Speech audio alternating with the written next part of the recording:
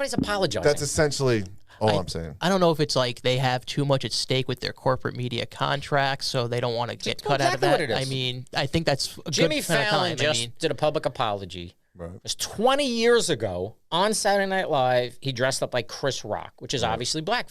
Right. It's not blackface. It's black makeup. I don't want to use the word blackface because anybody knows the history of blackface. That's not blackface. Just dressing up in costume as somebody is not blackface. Blackface was a thing. Yeah.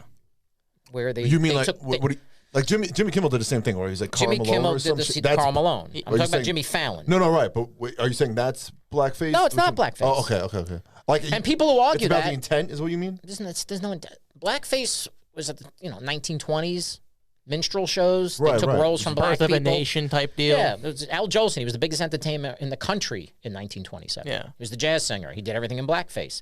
But one, it kind of perpetuated black stereotypes. I mean, they talk like, mammy and shit like that. Yeah, they had to be like, and they also took the roles. Like, black grotesque. people weren't given black roles. They were given to white people who just put on blackface. Right.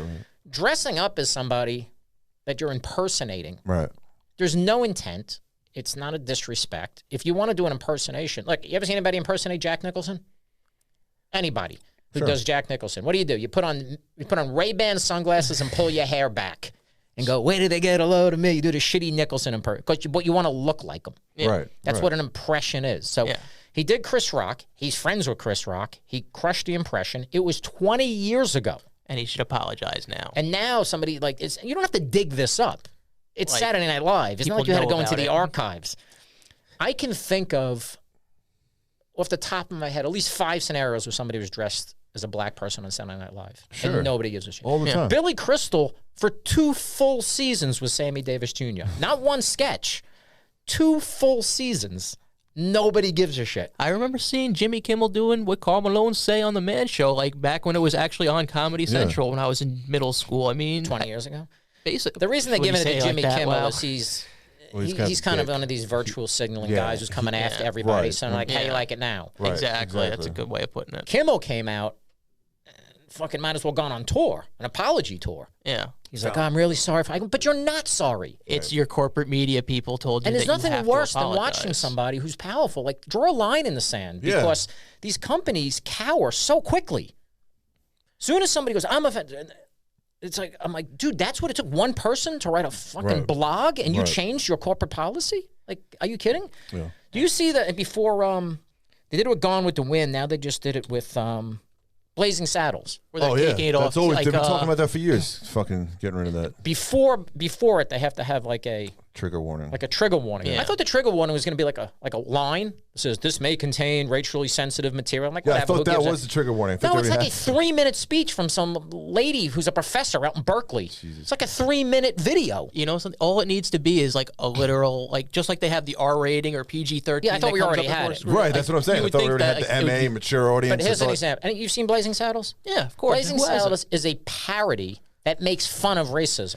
Exactly. It's showing how ignorant these people are. It's not support of. It's just like saying the producers, they sing "Springtime for Hitler" in Germany. Yeah. And it's Right. Hitler Like- parody. Like you're making fun of Hitler.